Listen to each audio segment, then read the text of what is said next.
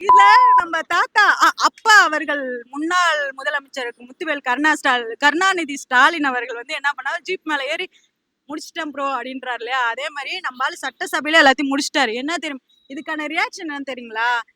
கொலை அடிக்கிறவன், கொலை பண்றவன், கஞ்சா, ரேப்பு எல்லாத்துலயும் ஒரு ஒரு ஓட்டையில வந்து டிஎம்கே இருக்கு. அது நம்மளால கண்டுபிடிச்சிட்டாங்க. நிறைய ஊழல் விஷயம் அது இதுன்னு கிளறி வெளியே எடுத்துட்டாங்க.